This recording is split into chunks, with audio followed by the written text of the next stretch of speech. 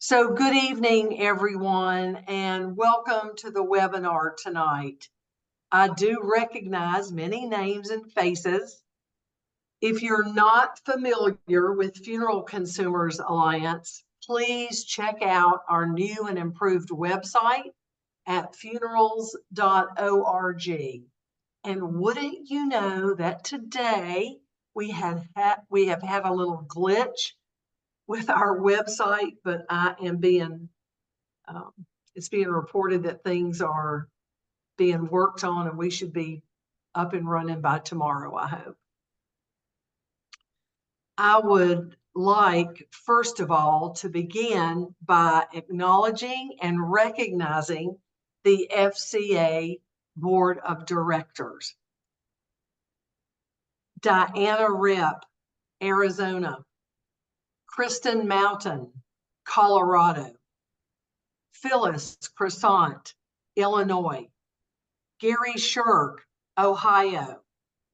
Marjorie Focarazzo, New York.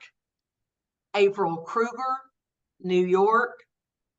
And our very first board intern, Lily Miller, in Kentucky. I'm Sarah Williams in North Carolina, president of Funeral Consumers Alliance. Now we're just going to go over a few housekeeping rules. I know that all of us have been living in a virtual world for the past 3 years, so none of this will be strange, I'm sure. Put your name, location, and FCA affiliate, if applicable, in the chat. Please turn off your video now and mute yourself. This helps us save bandwidth. And I'm going to ask that you put all questions for Matt in the chat, and I assure you he will get to them at the end of his presentation. And you will also be given a recording of tonight's meeting. So tonight we are so pleased to have with us Matt Wisman, the Indigent Burial Coordinator with Catholic Charities in Louisville, Kentucky, as well as their Deputy Coroner.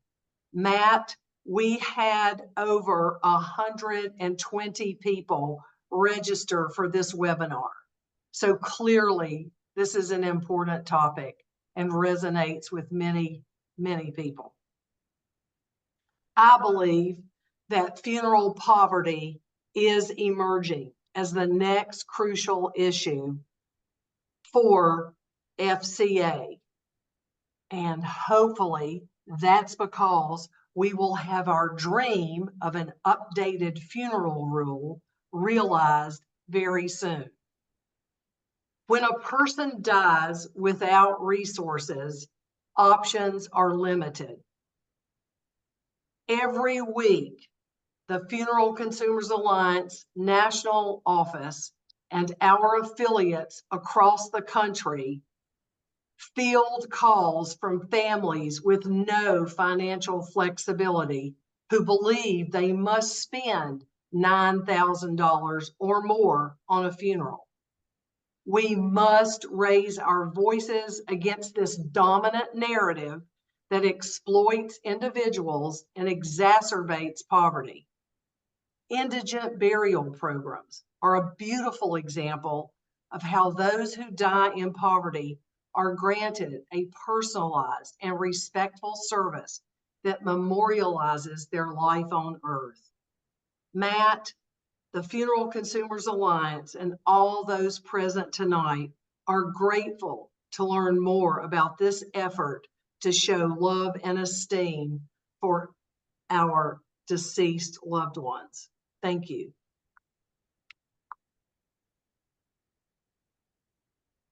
Well, thank you, Sarah. I appreciate it. And thank you for inviting me.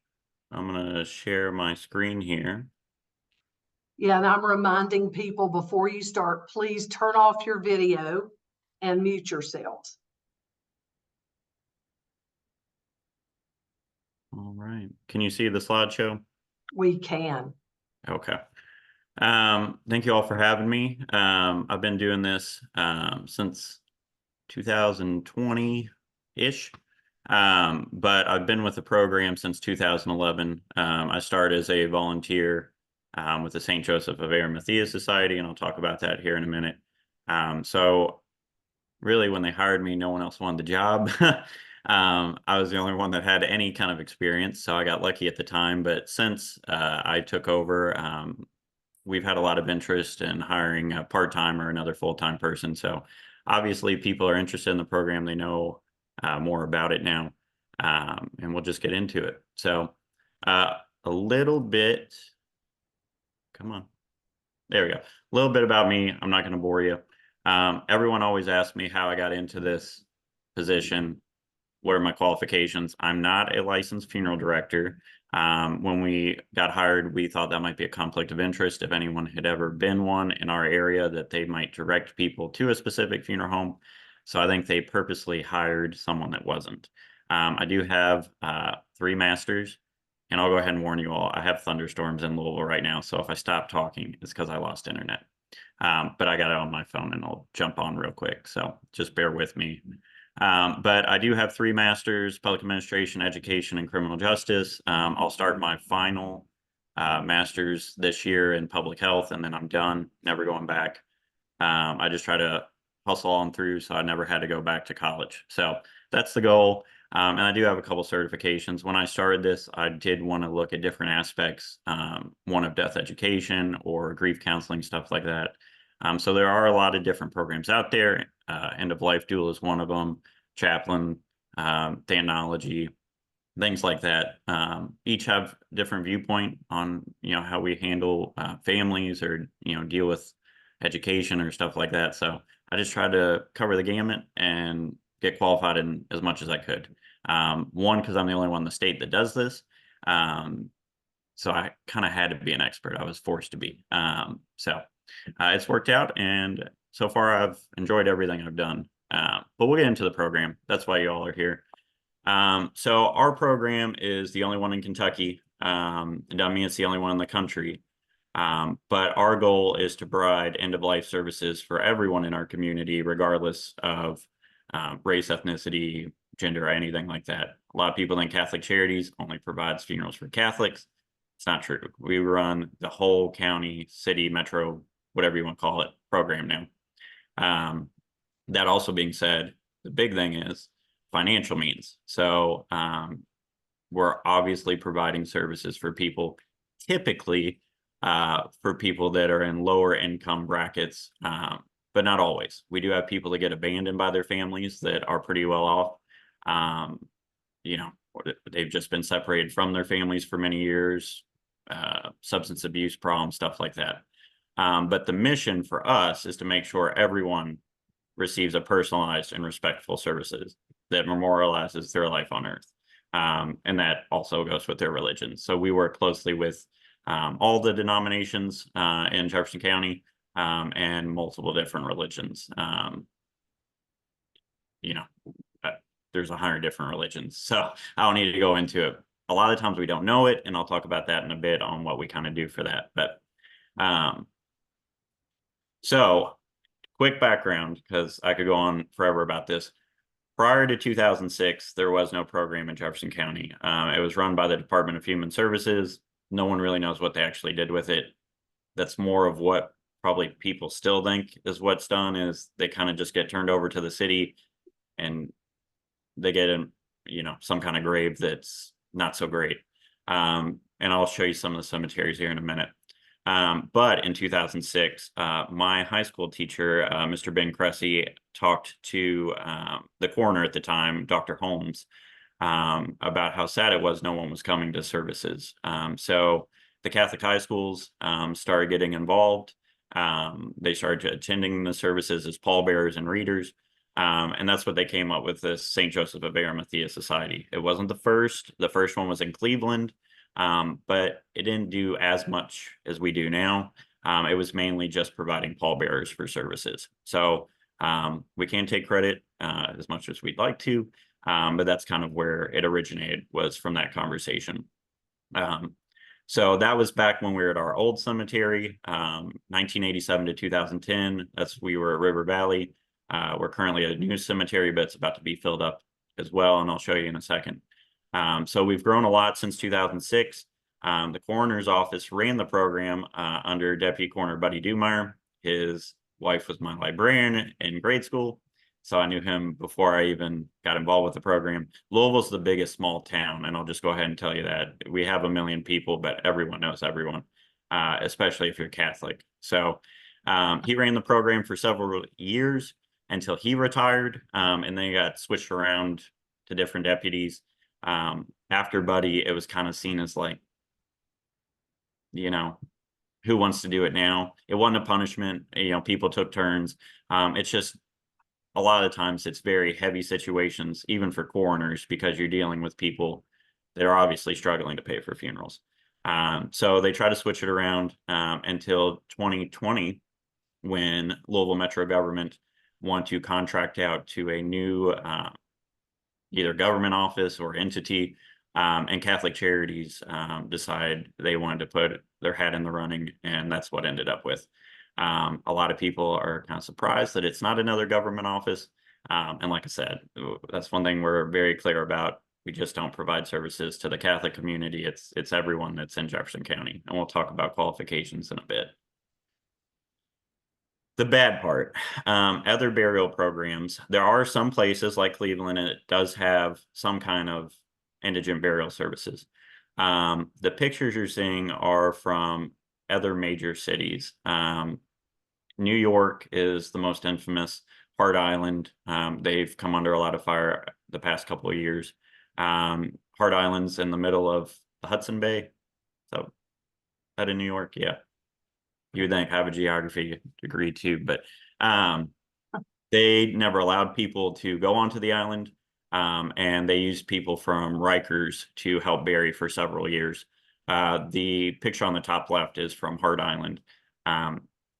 New York does have a lot more people than us, obviously, but they typically do bury in mass graves. They used to. I don't know as the past year or two if they've stopped. Like I said, they've come under a lot of fire. The one on the right, Chicago, it's very similar. They use U-Hauls to put people in and then bring them out to their county cemetery. And then the one on the bottom is Hart Island.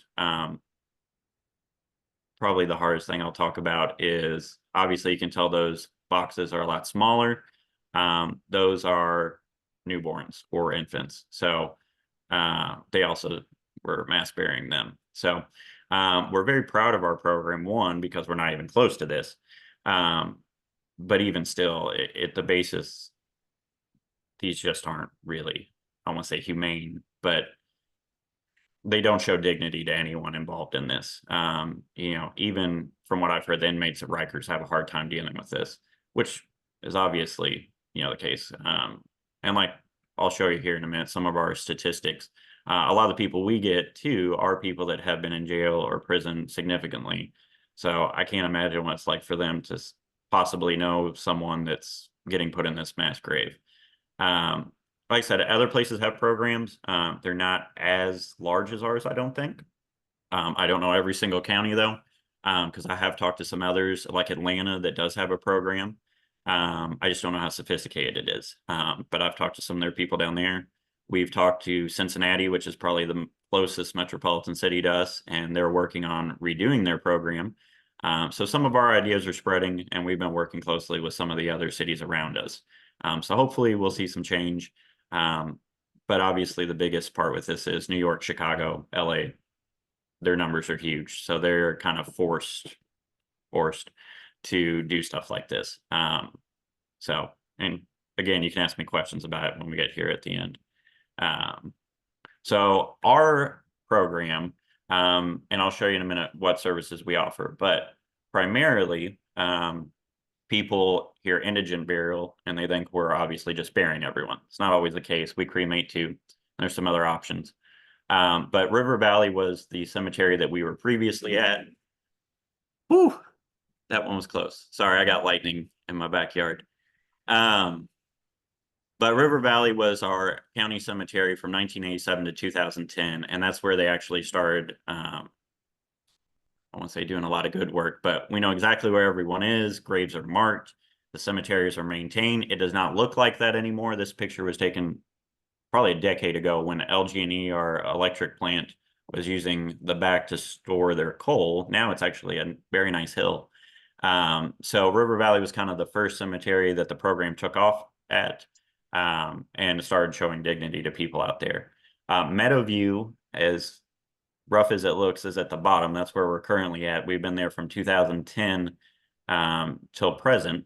You can probably see the outlines where on the right, you can see grave markers, and on the left in section 3, those are burials. They're each individual graves, but we don't hop around like private cemeteries. We go down the line. That way we don't waste space, and we're able to properly record where everyone's at. That being said, we're not able to put family next to each other unless they pass away at the same time, because we get that asked often. We do have a section 6 is the cremation garden, and I'll show you pictures in a second, and section 5 is the infant section. But we're only about 50 spaces from being filled at this cemetery. Oddly enough, River Valley wasn't filled when they stopped there, so there's about 120 spots now that they've kind of cleaned up and kind of repaired some of the land. So we're probably actually going to go back to River Valley, which is a little odd, but well, just real quick, we have 5 county cemeteries that are run by Louisville Metro Parks. They do a great job maintaining them. They also do our burials for us, which is a little unusual. I don't think anyone ever signed up to take care of ball fields, and now they're burying on Thursdays. So they're great at it, though. They do a good job, and we're very proud of them. But we have 5 in total. The first 3, Jefferson Park, Western Park, Portland, Western and Portland, and I guess Jefferson, were all private cemeteries with paupers sections. And then, that's going back to 1787. So over the years, we didn't have a large demand for that. Manslick Cemetery was between 50 and 87. And it's probably what you think of when you hear of, Pauper's Field, County Cemetery. There's no records. We know names of who's there, but there's no markers. It's pretty rough. Whoever in 87 started giving a crap, very happy for that. I don't really know the history of why the dramatic change in a year, but I'm sure it was probably because public were getting tired of just going past a field and not knowing who's there. So we've improved a lot since 2010. We've improved a lot since 87. And, now Jefferson Park is actually a playground, which is a little odd, but we're very proud of our own history because we haven't been perfect. But we've obviously seen, that dignity increase every year since. So these are the qualifications. They're going to be changing in 2025, but this is what they are now. You have to die in Jefferson County. That's the one that's been kind of a pain. Louisville has a large trauma center with the university hospitals. We're the biggest city around here, so all the surrounding counties bring people here, which makes things difficult if you're from a surrounding county and you're brought here and pass away. But it's just one of the things that's been the rule since I've taken over. You have to live in Jefferson County. That one, not so much. We help anyone that passes away in Jefferson County.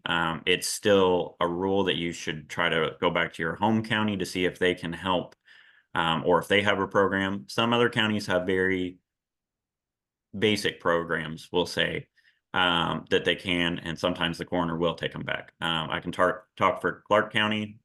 Coroner's great down there.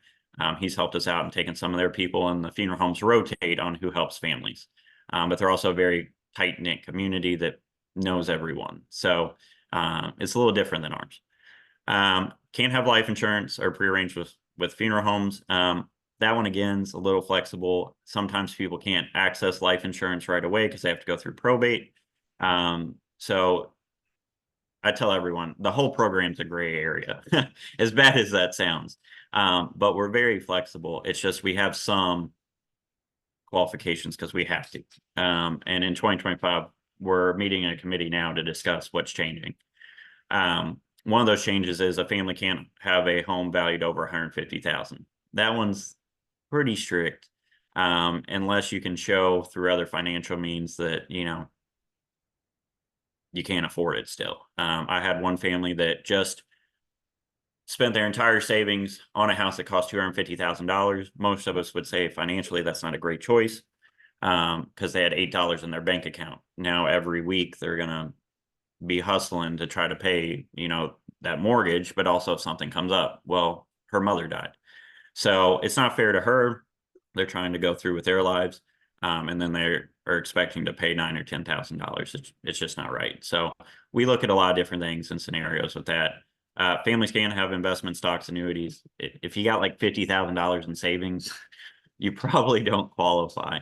But sometimes I'm sure people lie to me.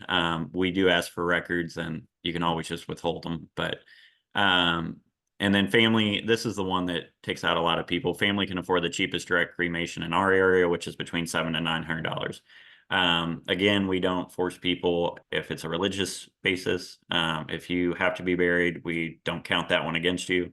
But being Catholic, for instance, we have some people that say, "Oh, I'm Catholic, I can't be cremated."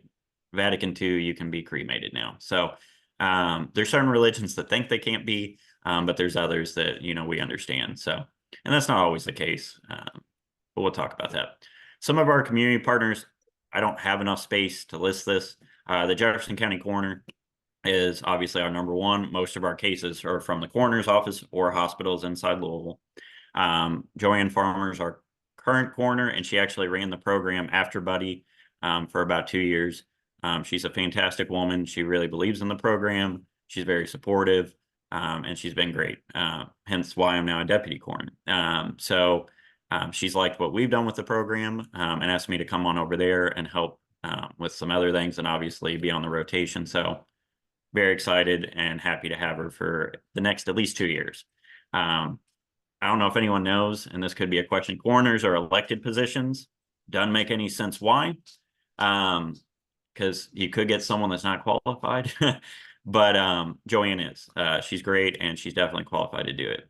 Other counties, I met a guy that was a lumber salesman. Sure, he's great at his job, but the requirements to be coroner aren't too difficult in Kentucky. Owen Funeral Homes, who actually has the contract for the county, they've had it since 2006. And I think before that, actually. But they do a great job. They put up with me every week, so obviously they're doing well. The Veterans Administration, and I'll talk about some of the stuff we do with them in a second. Kentucky Organ Donors Affiliates. Most states have some kind of Donate for Life affiliate. That's ours. Louisville Metro Police, we work with homicide, victim services, missing persons, everyone you can think of. Louisville Metro Parks cuts the grass, maintains the cemeteries. Probation and parole. That one's an interesting one. They help us with next of kin if they have someone, and we let them know if one of their people has passed, so they're not looking for them for the next decade. All the hospitals, that one's a given. The Cabinet for Health and Family Services runs guardianship. So we run our program. Sometimes people are eligible for some help through guardianship, and we work with them to figure that out. Other funeral homes in the county, nursing homes, which are typically my biggest pain in the butt. And then all our religious communities. Like I said, we work with the Jewish faith. They take most of their people back. The Muslim community here is very good about helping out. Buddhist, Hindu. So we kind of run the gamut with all the religions. But we have a lot of support. It's just not my office. It takes just not the county, the state, but we even have national offices that help us. Sorry if they're not on there and they see this recording, but we do appreciate you. I just didn't have that much space. So the big part is services offered. This is where our program, I don't want to say is better than most people, but I'm going to. Burials at the county cemetery, that's typically what a lot of counties offer. Most major cities have county cemeteries. Ours are well maintained. They're just as nice as a private cemetery. We have a pavilion. I'll show you it here in a second. But it's full body burial. We also bury cremains in the cremain section. We bury infants in the children's section. One of the other partners that I should talk about, Catholic Cemeteries, has been great about taking newborns, stillbirths, products of conception. So I haven't had to bury a child since I've taken over, except for one. It was a weird circumstance, but they've been great and they've really helped out with it. So they go to their cemeteries. We also do burial at national or state or VAs. Kentucky has state veteran cemeteries. That's typically where most of our veterans go. So any honorably qualified veteran that fits the criteria, we send there. I haven't had to bury but one at our county cemetery. Again, a weird case. But we do take them to the national cemetery. The closest one here is Lebanon National here in Kentucky. We also do cremations. So those cremations are direct, so families don't get to see them again, which is the one thing that I don't love about our program. But COVID changed a lot of those rules. We can't have people in the morgues. It's a whole thing. But apparently some counties don't give back cremains to families, which is crazy to me. We do, if they want them back. If not, we bury them at the county or we'll take them to the VA. The gravestone program started right when I was probably in high school, and that was providing gravestones for the county cemetery. It doesn't just stop when they're in the ground. We obviously believe the respect goes into showing that this person, was buried. They're in a single plot grave. Well, we want to make sure that, their family can come visit. And I'll show you the 3 options we have for gravestones. But that's a big one. The high schoolers raise money to help make them.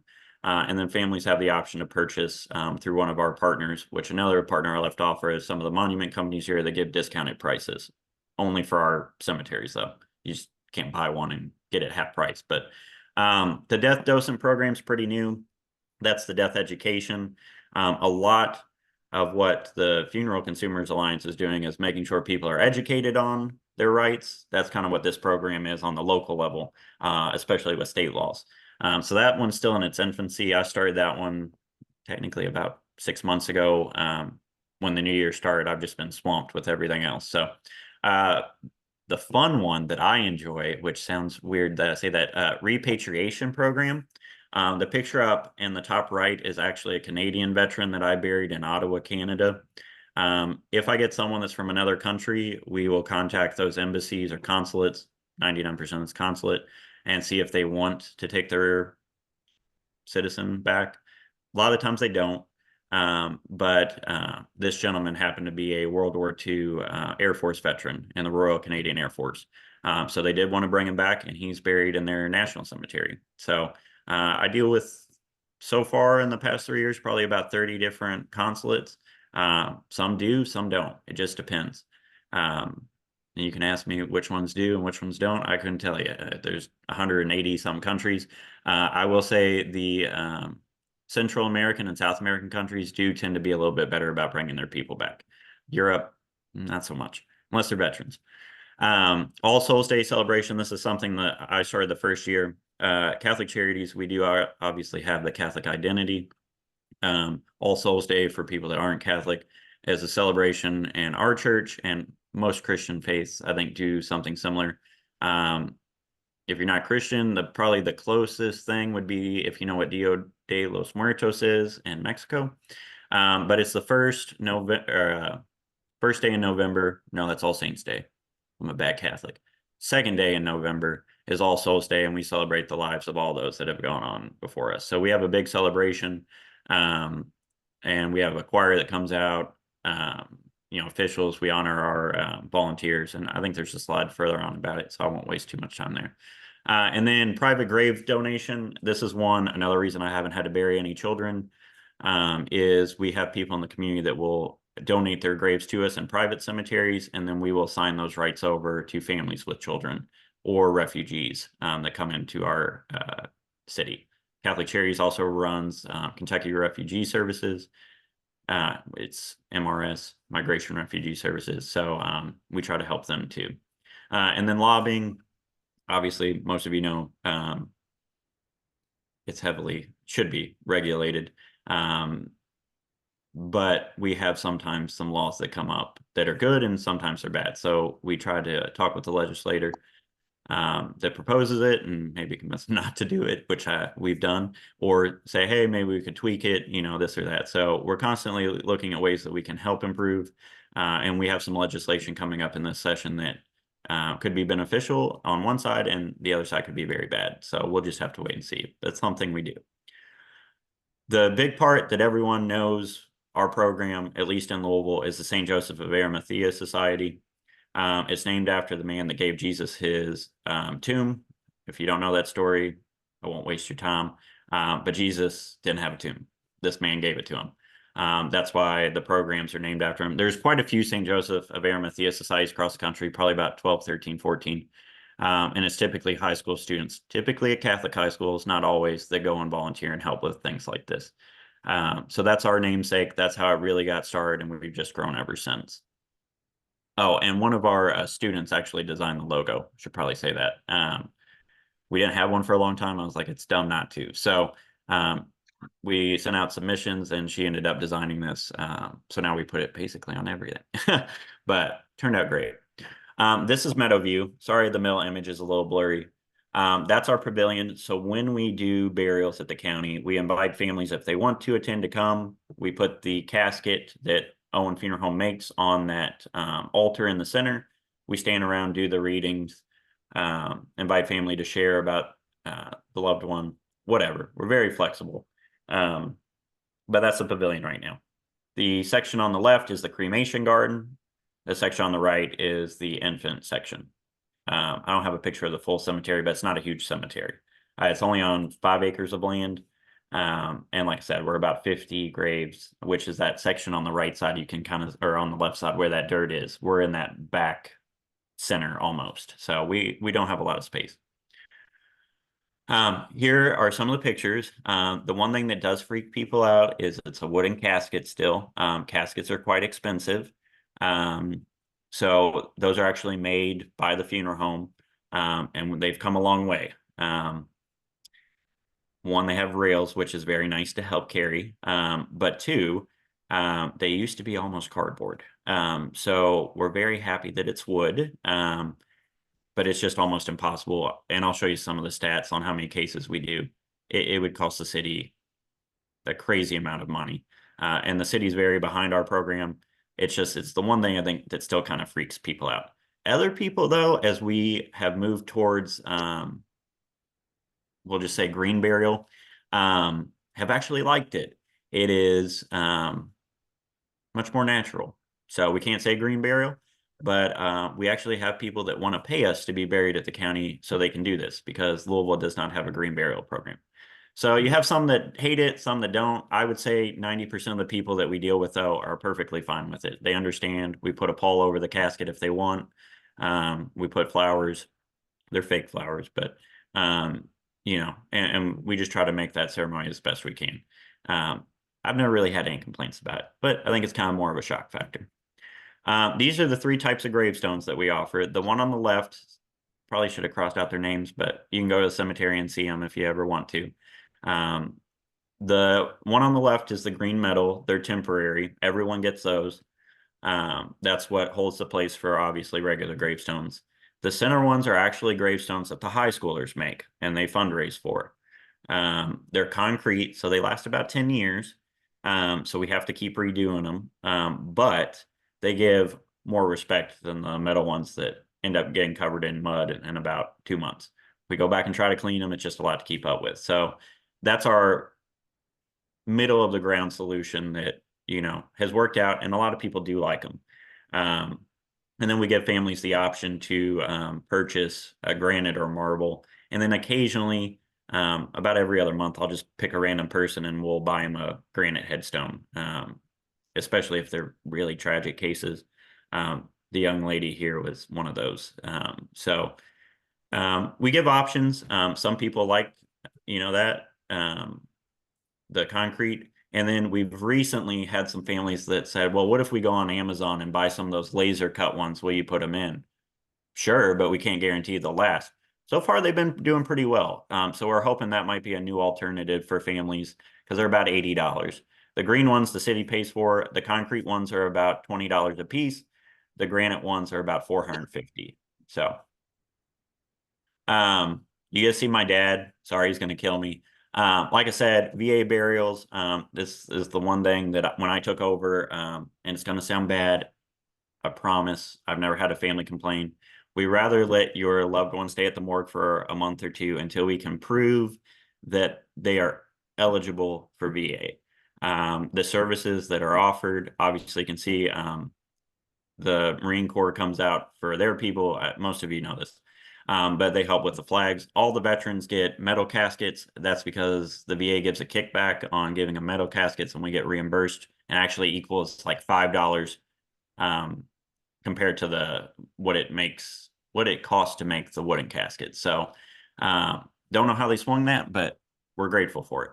The picture on the left is actually from Virginia State Cemetery. So if anyone's from Virginia, applaud your governor, which I don't get to applaud too many politicians. But they actually changed the law where they will allow any honorably discharged veteran to be buried in their cemeteries. Kentucky has national cemetery requirements. So I had a gentleman that was a staff sergeant in the Kentucky National Guard.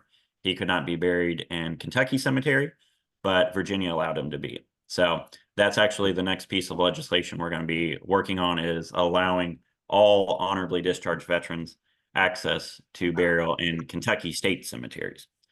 So if anyone's interested in that, please, I'm gonna need some help.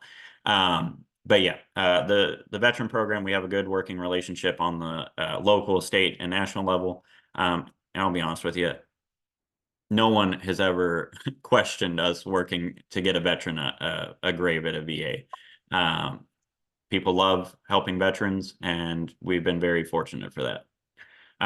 Pictures that aren't on here, and I probably should have, the VFW, American Legion, Patriot Guard, AMVETS, all the veteran groups we've worked with in the past. They come out, sometimes do a 21 gun salute, help with, different things, or just show up. So we're also grateful to them. All Souls Day, for us, it's the first Thursday because we only ever bury on Thursdays unless we have a lot of people, then we'll go to Wednesday. But for us, it's always the first Thursday in November. This is where we celebrate our volunteers. We give out awards. We invite families if they want to. The choir performs, and we try to do a service. Typically, I only bury cremains on this day. That way someone's not held hostage at the morgue that we're waiting to bury. So we do get abandoned cremains that people find in our city, and they'll call either my program or the coroner's office, and we'll go and take them and try to find, if we can, who they are, or give them back to family. If we can't, we'll end up burying them after some time. So typically that's who we bury on that day, are the abandoned cremains. But yeah, doesn't happen too often, but probably about 10 a year. And a lot of the times when people call, their animal cremains, we don't take those, but I kind of wish we would. I feel bad for the dogs and cats. Okay, I need to try to move this green. There we go. So in Kentucky, each state's different, but this is just Kentucky. We have to have next of kin signature to cremate. That means 51% of the individuals in that line of kinship. So if you have 4 siblings, I need 3 out of the 4 to cremate. Or you can go get a court order. A lot of people are scared of the courthouse for some reason. So it doesn't happen too often. But this is one of those things that typically is always a point of contention when we talk to families. One, because of common law marriage, I get a lot of people that say, hey, we've been together for 20 years. We don't have that. None of our states around us have it. So they don't have any right to it. I also have had people that have been married, separated for 20 years, and then I call her to say, hey, you're the one that gets to make this decision. And surprisingly, a lot of exes have been very nice, but I also get some others that say, I don't care, or they'll do the exact opposite of probably what the individual wanted. I don't really get a say in that. State law, next of kin gets to decide. But the worst ones are when families are obviously arguing, and we just have to go with the majority or a court order. Like I said earlier, it's direct cremation, no viewing, but we do get back the cremains, and they do get them back in an urn. They're in a bag with the tag on it. For those that don't know what we have to do for cremation, they have an ID tag to show who they are, who did the cremation, all that, and then they're placed inside a box and given back. We also do split up cremains if families ask for that, up to 4 splits, I believe. It could be 3. And then before we cremate, if families want fingerprints for necklaces or jewelry or whatever like that, we'll typically do that too. Individuals with no family. So this is obviously what most people think of when we hear indigent burial. Typically not. You can't afford it. It's people that have been abandoned. Our policy is after 30 days with no contact, we consider someone abandoned. If someone's staying in touch with us and trying to work towards it, push them along and say, please hurry. But we won't do anything unless they just, their phone stopped working or something like that. Then we send certified letters to the addresses that we have. And part of the thing when we do death notifications for people too is we'll go to the addresses and try to make contact. Run ads in local newspaper. It's the one thing I'm kind of like, why? Because no one's reading our newspaper anymore. I'd rather move to an online system, which the coroner's office has, but the hospitals don't. So they're still doing the newspapers. But that's something we're talking about in our committee is how we can improve making sure people have access. Typically, if you Google someone's name and put obit, you might be able to find them if you know what city. So I'd rather move to a more online platform, but we'll see. And then if no one has family, we do allow friends or,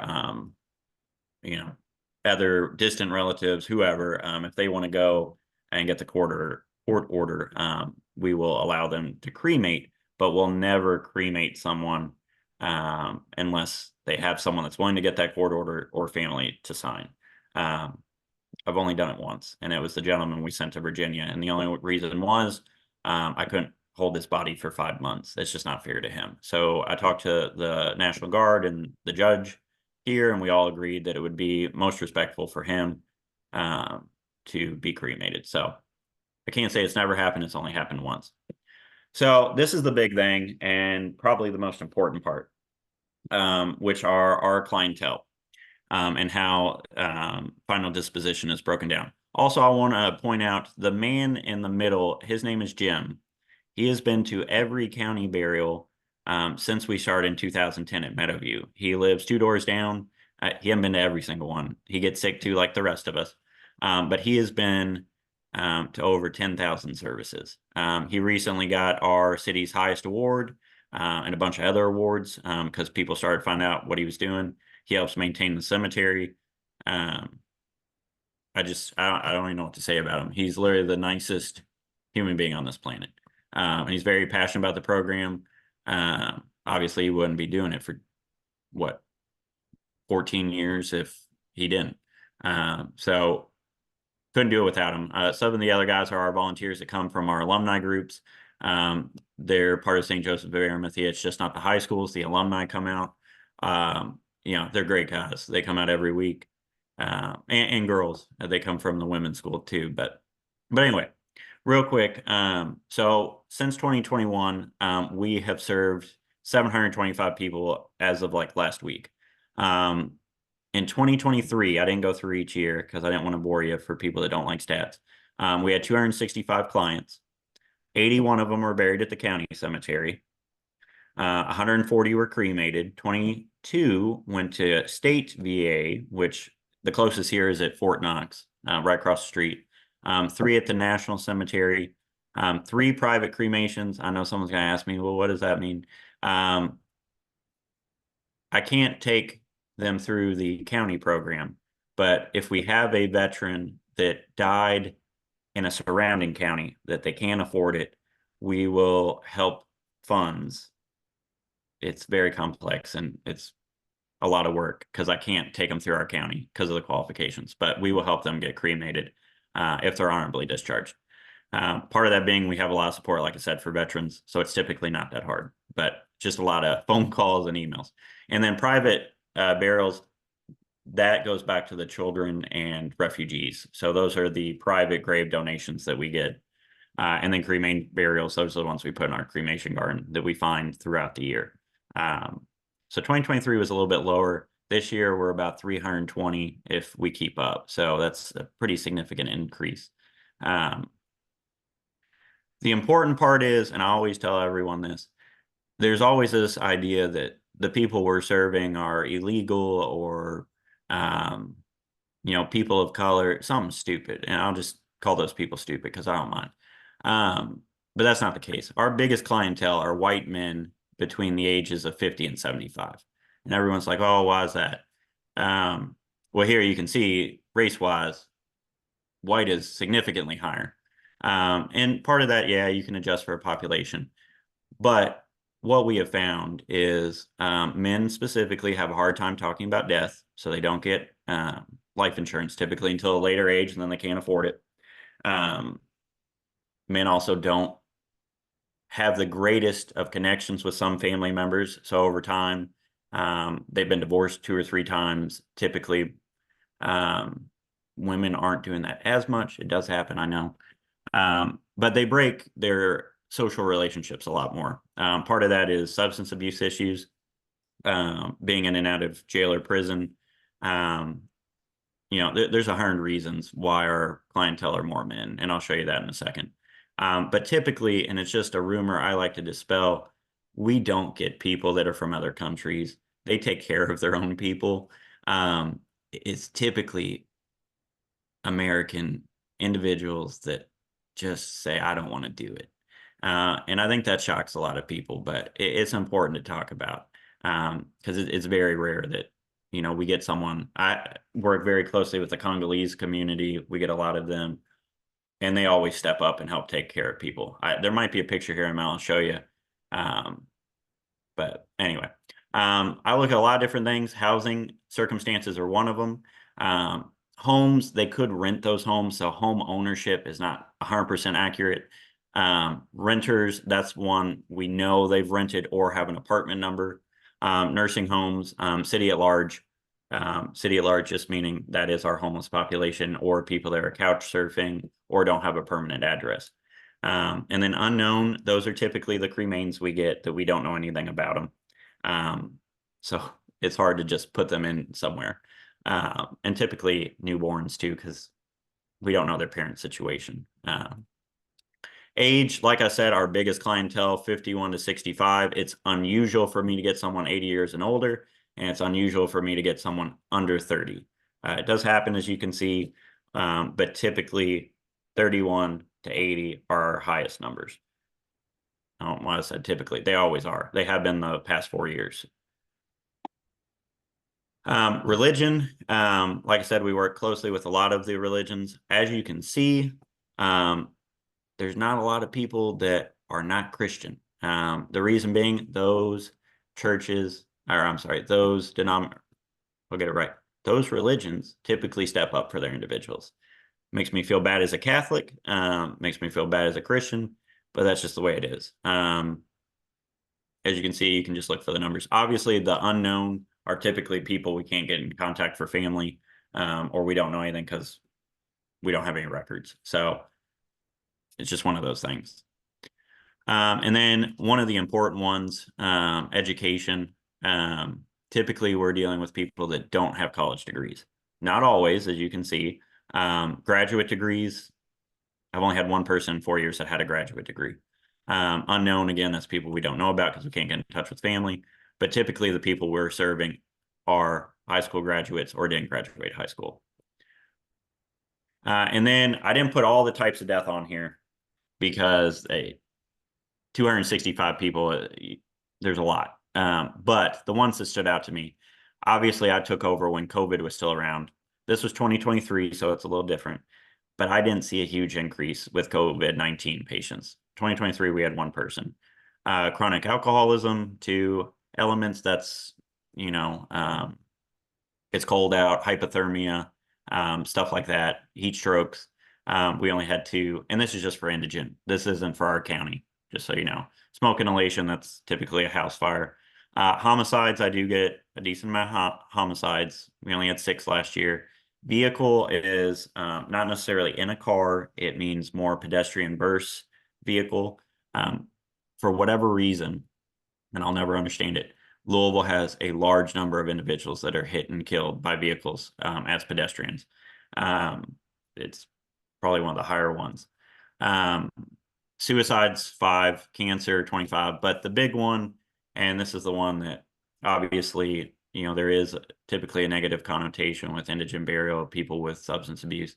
We do see a high association between drug abuse or overdoses with our clientele. I've had several people that were in and out of rehab 3 or 4 times. I've had people that have died at rehab facilities.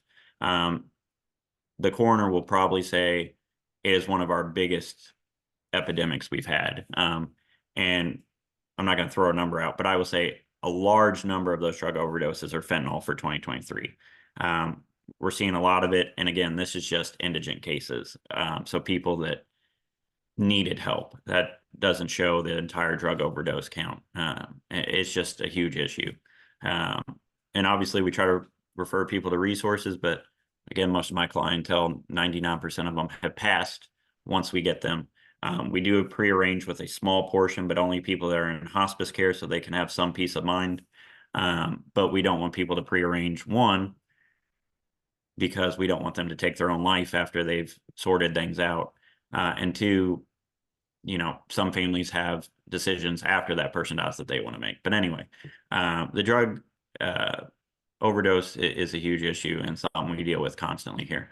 I'm not going to show you these unless someone really wants to. We're on the news a lot for good stuff. The first one is one we just did a while back. I think the news did a good job of showing the program, and she was very thankful. She lost two sons within a month of each other. Horrible situation. We laid them to rest in our cremation garden. The bottom one's the one I talked about with the gentleman from Canada. He was Greek Orthodox, so we could not cremate him and send him back. But news did a great job with that one. And then the middle one is the one I don't want to say I kind of got famous for, but it was one of the bigger news articles when I first started, or maybe a year in. Someone dropped off some cremains in a Dollar General bag at the police training academy, and it kind of blew up from there. But if anyone's interested, you can always Google too. There's a lot of news articles. But anyway, I'm going to go back to the screen. I don't know if there's any questions yet. Let me see. Did it stop sharing? You did, Matt. That Okay. was so informative. Thank you. Sorry, it's a lot of information, and It there's still is. stuff I didn't cover. There's other state programs, like I said. Indiana, I'll just briefly say, has a good program, in my opinion. They have a Medicaid. People on that can apply and help through the state office.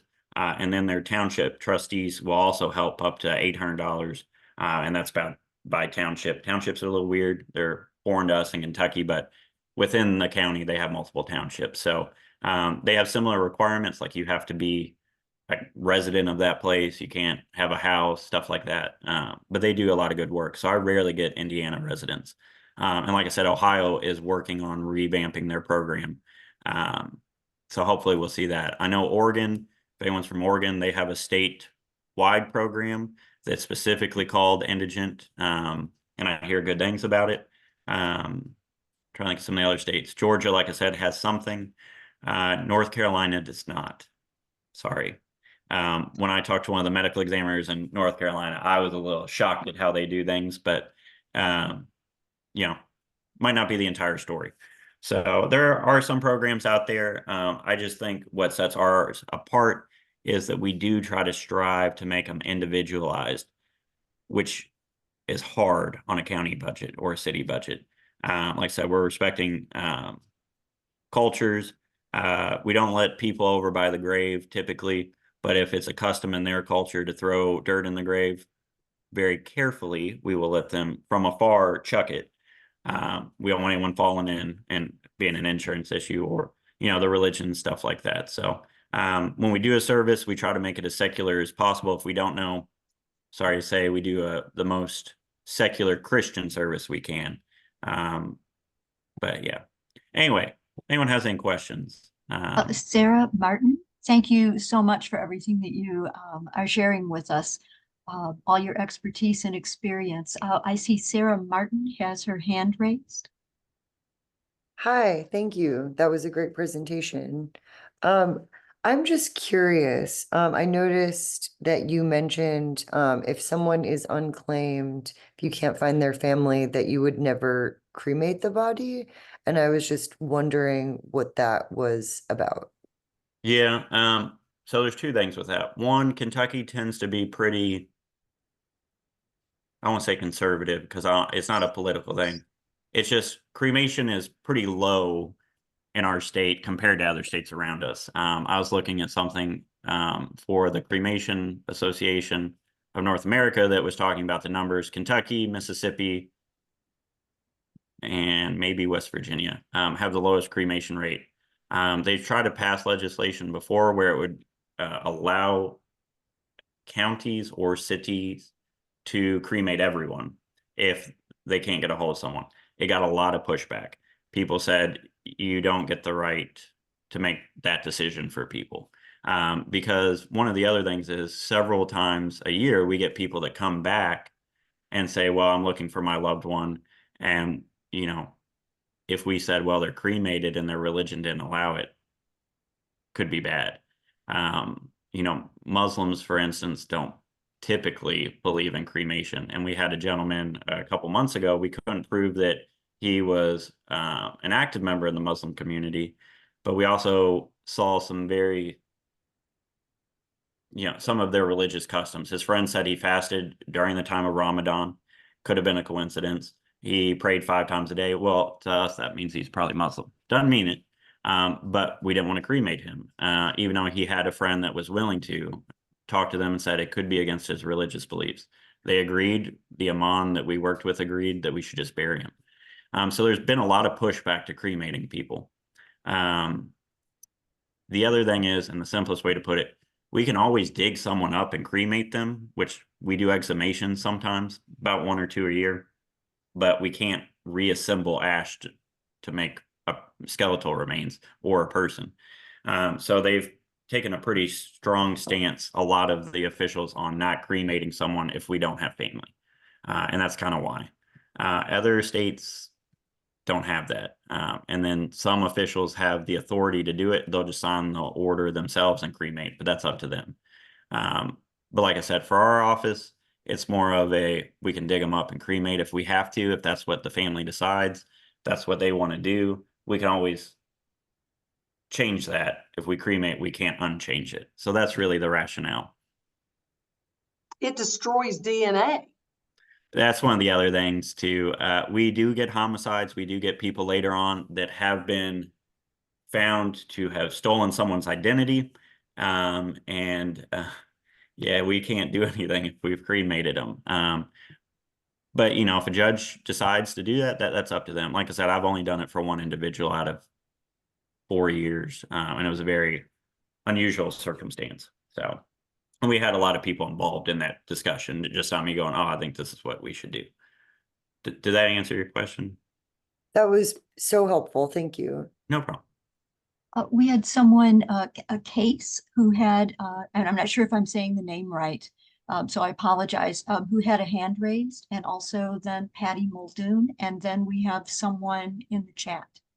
So Case, Patty, and then Joyce from the chat. I don't have a question. Okay, well, I think I saw your hand up and maybe it was a mistake. I'm so Yeah. sorry. Thank you. No, Patty, and is it okay if I throw you under the bus?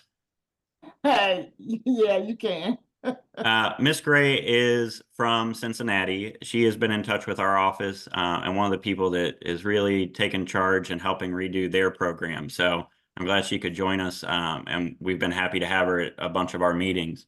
So we're seeing some positive change already, and Cincinnati and Louisville are almost like sister cities. We're about the same size. We have the same kind of population, heavily Catholic. But yeah, we're excited to see what Cincinnati does in the next couple of years. So thanks for being here. Oh, thank you. A lot of pressure. Now I can keep my job. Thank you. Patty, and then Joyce in the chat, and then I'll read that, and then Morgan has a question. Okay, Patty, please.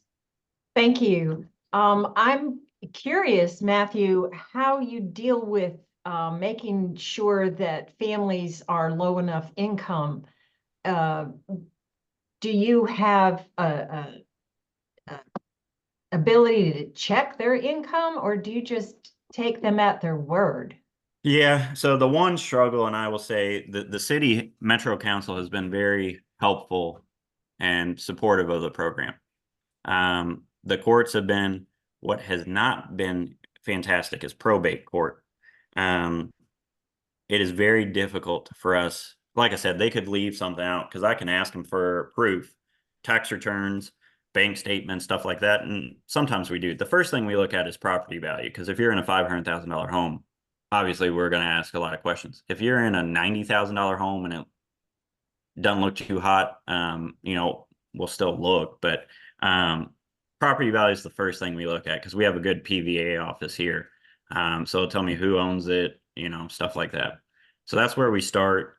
Then we'll talk to the family. One of the other things that's not in the qualifications, but we say if you have 15 family members, if you got 10 kids, if you all chip in $100, you could probably take care of at least a cremation.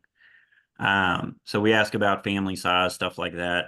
There are some people though that, you know, I had one girl, she was probably able to afford it, but one of the things we always tell people, if you're honest with us, it's going to be a lot better for you.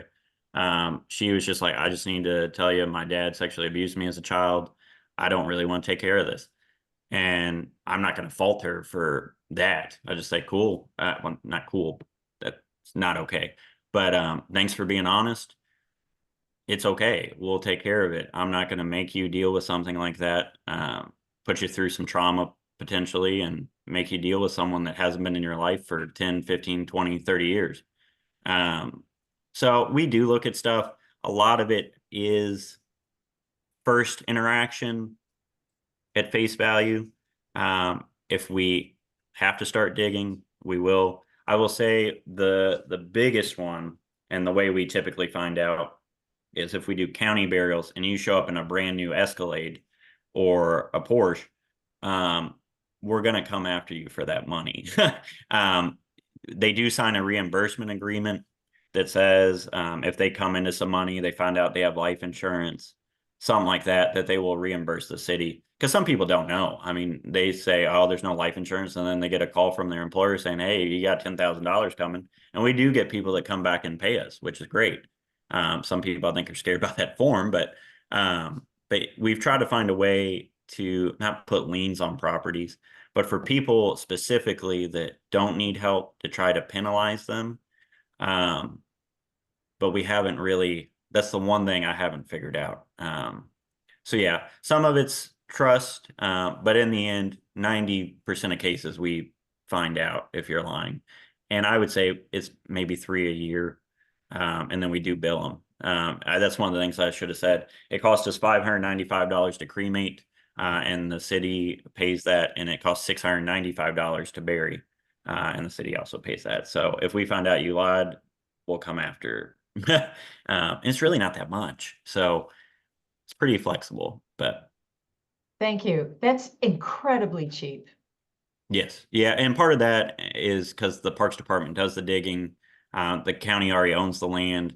The caskets, like I said, are wooden, but they're nice in my opinion.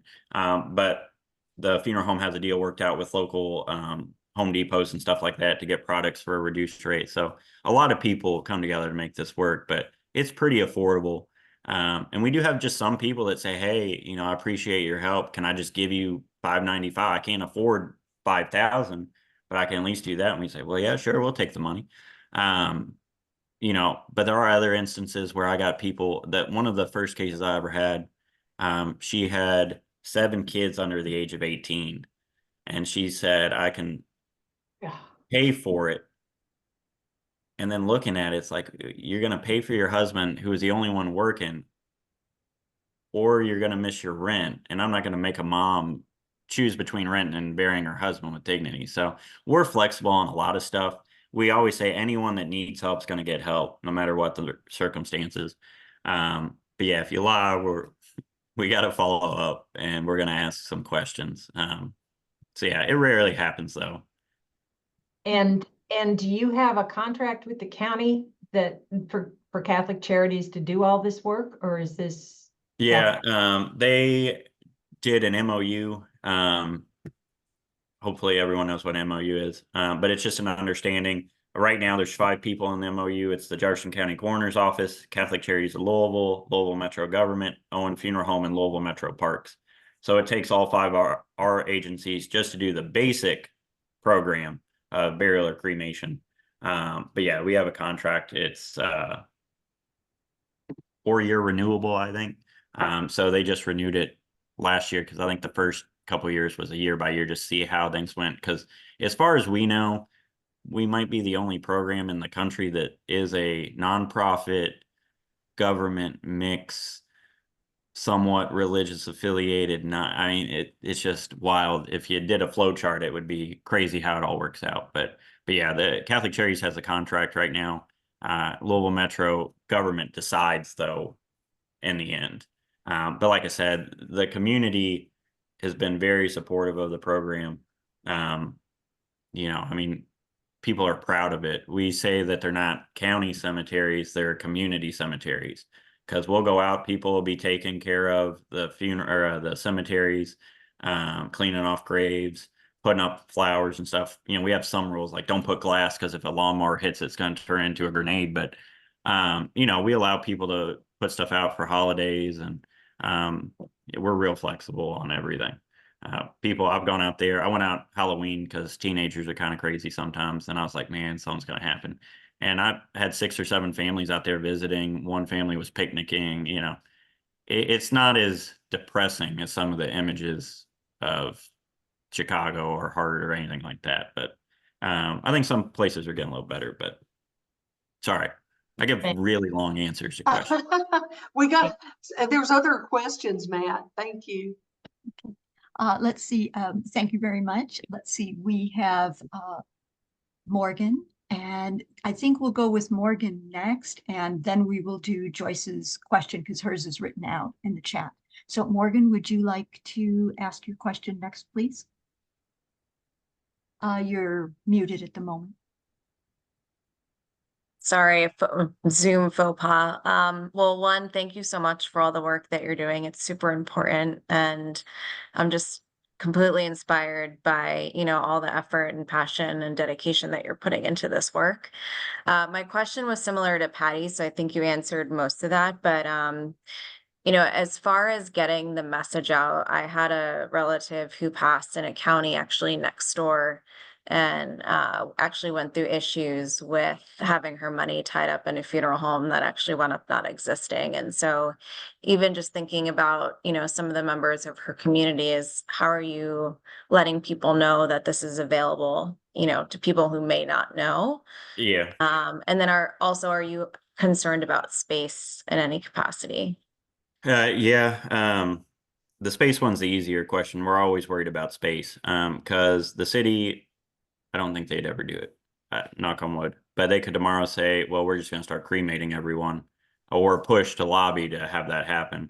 Like I said, I think most of them believe in the right to choose. But yeah, we had a new cemetery proposal last year, and the land, parks had some issues with it. There's more hills than flat, and bearing on hills was a little bit of a concern. So they're trying to figure some stuff out. So space is obviously the biggest issue. We typically get about 15 to 20 years out of a cemetery, which is a little scary because if you think of a private cemetery, some of them have been around for 50, 60, 70 years. So that's probably the biggest concern. So yeah, definitely. And then we walk a very fine line of telling people and not telling people because like I said, we got a lot of calls that people are just like, hey, my dad's buried there. I'd like to go there. Can I? And it's like, no, you have to qualify. It's not a family cemetery. You shouldn't have all 5 generations buried through the county. It should be more of a issue. Now, some of that, and I tell people all the time, we do bury family members, but some of these families are dealing with, generational poverty that they're not going to come out of in 5 years. So it's understandable. But yeah, it is a little odd for us sometimes to be like, oh, you buried my cousin, my uncle, my mom. You're like, okay, well, let's look at life insurance moving forward, maybe if you can, or ask your employer. Again, not everyone can afford that though. So we try not to tell too many people. Obviously, inside Jefferson County, all the social workers and chaplains at every hospital know. So if someone dies in one of our hospitals, they already know. All the deputies at the coroner's office know. So if you have a home death, if you're in hospice care, all their social workers know. The only ones that might, well, there's 2. If you are from another county and somehow end up here, which you're not eligible anyway, Right. and nursing homes. I said earlier, nursing homes are my biggest pain in the butt because they are. They have high turnover. So even if we teach someone, they might not be in that position next month. They kind of do what they want. And a lot of the nursing homes think that their responsibility to their clients ends at the moment they die. It's not true. The hospital has to pay for storage of their people at a morgue, so does the nursing home. So, but we have worked with a nursing home ombudsman. Hopefully most people know who that is, or some kind of variation, to try to get that info out to the administrators of those facilities to kind of change it. So yeah, it's a very fine line that we walk. I've gotten other calls from counties. I've gotten other calls from states that ask me my opinion or how they can help. Because there are some small resources out there, mainly for children, or veterans. But yeah, we walk the fine line of publicizing it. Obviously, we're on the news a decent amount, so people see it. Because we also accept donations because we want people's money to help support the gravestone program and stuff like that. But we also don't want it to be like, well, anyone can be at the county if they just try hard enough. Because we do have people, like I said, that see it and like, oh, green burial. It's like, well, no, it's not green burial, Yeah. but some people want to pay us to do it, and it's just not what it's for. So like I said, it goes back to anyone that needs help is going to get it. Might take us a couple extra steps, but in the end, it works out. Thank you. No problem. This brings us to our next question. And again, thank you for your thorough answers and for sharing your Sorry. expertise. No, it's good to have thorough answers. I mean, you have so much expertise. I think we're all grateful that you're sharing it. Thank you. So in the chat, someone asked, do you have suggestions for first steps for getting a state or county interested in starting such a program? I'm thinking of sharing this video as a start. So do you have first steps? I think this is a good next question here.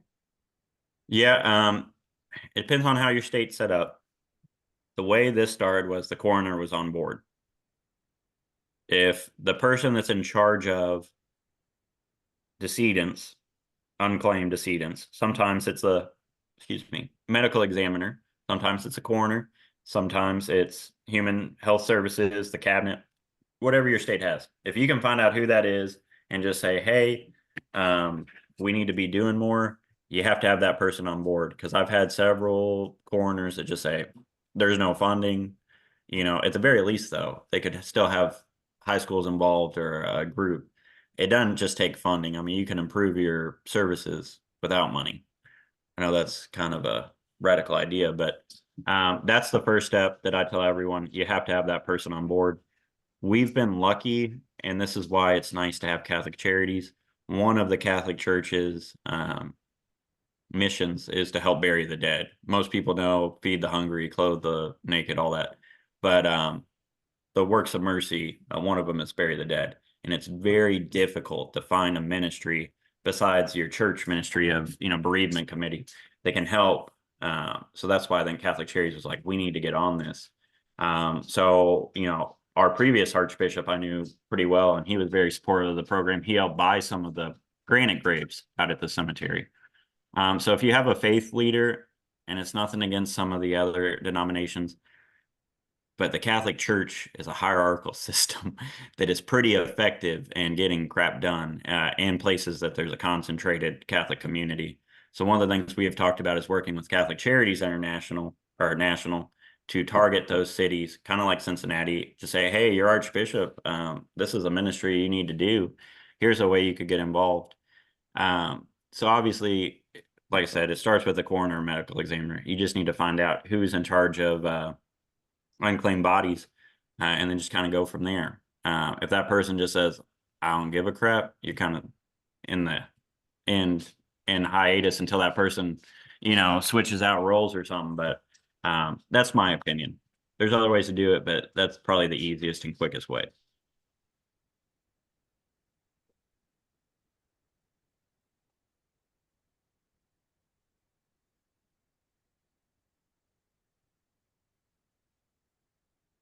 Matt, Yeah. I have two questions. This is Sarah. In the beginning, you mentioned that cremation, $700 to $900. That's pretty. If that, there's even a cheaper option, a quilt or a $30 cotton sheet. Would your program ever say we could start doing things that way to save even more money? No, we had an issue. Like I said, the old caskets used to be, most of the funeral industry knows them as doeskin caskets, but they're really hardened cardboard. We had an issue with those. If you get someone that weighs more than 150 pounds, there's a chance they could fall through, and you don't obviously want that. The other thing is, and this is one of the perks of having the parks department do it, they're obviously concerned about their safety. So they're not going to put someone in a piece of crap container because, one, we're also worried about fluids. You always have to when you're dealing with people that are deceased. The containers we use now are good about that issue. But yeah, we'll never probably downgrade from where we're at. And there's nothing wrong with it. Like I said, when I attend some of the Muslim services, they are obviously in a shroud, and it's a beautiful service. It's nothing against that. And if we knew that person's religion wanted that, you know, we have done that. We try to minimize what goes in there for that reason. But yeah, to cut costs, no, unless some politician just had their idea that they need to save money somehow. Okay. We've grown the program to get where we're at. I don't think anyone's going to try to cut it. Okay. And as someone who's been very pro green and natural burial for years and years, for you to have people that are freaked out when they see the wooden caskets, and yours were beautiful. Oh, thank you. Those are just gorgeous. What did they think? That they were going to get a copper or gold? I don't know. Well, and one of the other things I didn't say, we don't use vaults because vaults would obviously increase. Yeah, thank So heavens. that kind of freaks people out. But I also try to tell them, you know, I've talked to some of the public health people. We don't embalm either. Because thank heavens. we that's another issue that it's a whole nother conference on. Well, why don't you embalm? Well, some religions don't believe in it. We also have to have families authorize embalming. We don't go down. But anyway, we've gotten to a conversation about, well, you know, what about people decomposing in the ground? Well, we've talked to some officials. The embalming fluids that would be used are worse. The leaching of the concrete from vaults is worse. Unless someone had a horrible disease like Ebola or something like that, maybe a different narrative. But from what we've found in studies, it's a little bit better for the earth. But some people are just in this mindset of American funeral, casket, stuff like that. So. And this was my point in the beginning, that we have got to get rid of this dominant narrative that the more we spend on a funeral, the more we loved Aunt Bessie. You're Right. doing everything, in my opinion, and ecologically and environmentally, the way, we should do it. And I just keep doing it. And I hope we can duplicate this program around the country.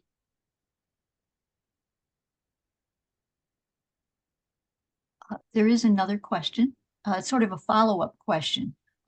If a person wanted a shrouded burial, would you concede? Yes. You sort of answered that a little bit, but I think maybe that question came into the chat before you mentioned it. The easiest and the quickest answer I can give you, I had a guy ask me if he could put part of his car in his grave. We let him do it. You know, if anyone ever digs that guy up, they're gonna be like, "Why is there part of a Cadillac in here?" But we're very flexible. I mean, that person, it gets their grave, and if that's what they want to do, that's fine. We just kind of need some heads up. But typically the people that want to be in shrouds, their religions end up taking care of them. So, but it has been a conversation. We've also talked about doing the ceremonial washing if we have someone that's Muslim.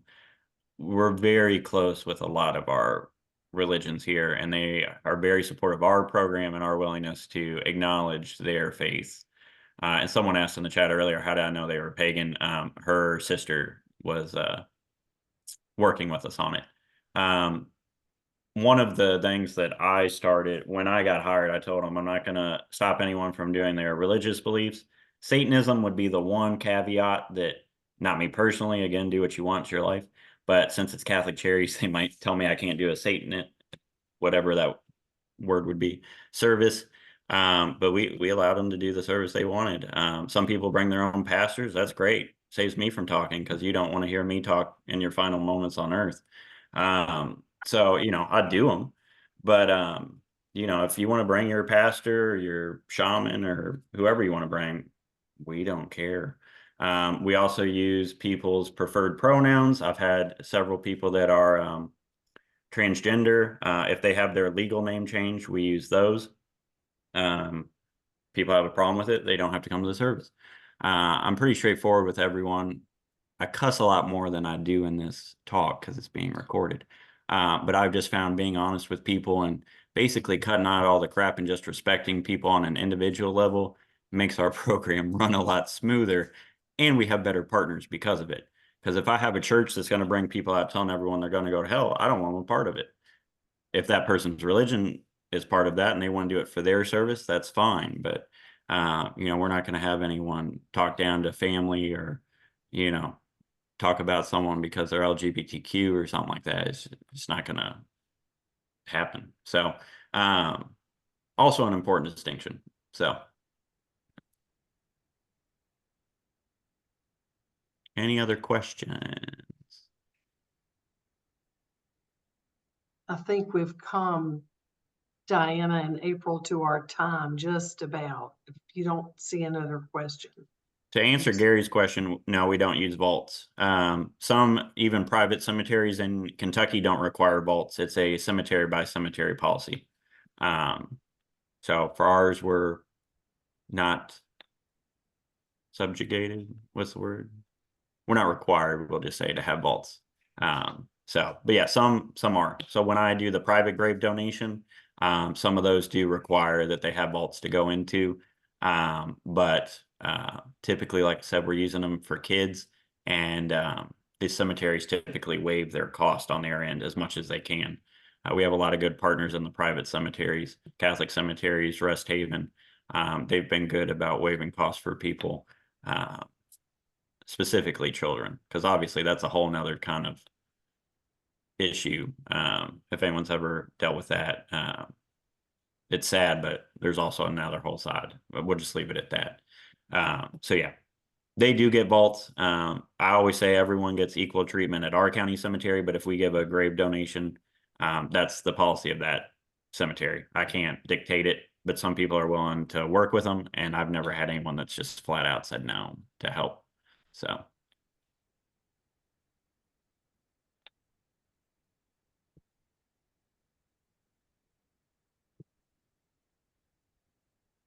We have had so many people thanking you in the chat. I'd just like to read a few of them. Thanks for your talk. And there's one in here that I think sums up a lot. Thank you for your dedication to this wonderful segment of society. You are making a significant contribution. I also appreciate the data. Thanks again for your leadership and compassion. Yes, thank you so much for this. Thank you, very informative. Yeah, no, like I said, we have 50, 60 community partners. There's 300 or 400 people that help out with this: social workers, chaplains, doctors, police officers. I mean, you name it. It takes our entire community. And to go back to that question about how you get a program started, I think the biggest thing is find out what your county's doing and then start telling people, because if it's not good, people are going to start having an issue with it. how you do that, I don't know. Here it was because people came together and already cared a little bit, because they saw it, need to change. But sometimes the media is your best friend, sometimes not so much. But I think if you can get people talking about it and then find someone that, has some say, that's your best bet to help make some positive change. Because when we started, like I said, it's about dignity and death. Again, the Catholic Church is very pro-life. Your opinion on that is your own too, but it's tomb to womb, and everyone always forgets about tomb. We're burying people, and that's what they are. They're still people. So I couldn't do it without everyone that's involved here in Louisville. People that have been nice enough to help out from other states and counties. So yeah, I encourage you just to keep spreading the word, and hopefully we can help start a new narrative, like Sarah said, where it's not an indigent cemetery, it's not a pauper's field. You can still have nice services, but at a discounted price. So hopefully y'all found it interesting. I thank you all for coming. Thank you. Matt, yes, I just want, on behalf of Funeral Consumers Alliance and all those who attended tonight and those who were not here but will get the recording and learn so much, we are so grateful. And we can't thank you enough for doing this work. And it's a beautiful example of how we can honor our dead. Thank you. Thank you all. And if you want to share my email address, you're more than welcome. Here, I'll just put it in the chat. I don't even know why I said that. If anyone has any specific questions, or you want to give me $100,000 to improve the program, whatever you want to do. Yeah. May we put it in your slide set, since you said. Oh yeah, that's fine too. Yeah, I'll do that too. Thank you. People are doing a lot of claps. Yes, and hearts, and just very grateful. Thumbs up. This was wonderful, Matt. Thank We you all for really having me. appreciate it. And yeah, if you can send me the presentation so I can show my boss that I'm actually doing something. So, but no, I'll use it to, hopefully our death dosing program could be helpful for people that aren't able to get out, or even clients that might just want to quickly learn what some of their rights are and stuff like that. But yeah, anytime, just let me know. And I think we all have a homework assignment. Find out who is in charge of unclaimed decedents in your state and start a revolution. The Wisman Revolution. Thank you. Yeah. Thank you so much. We're going to end the recording at this point. Yeah. Thank you.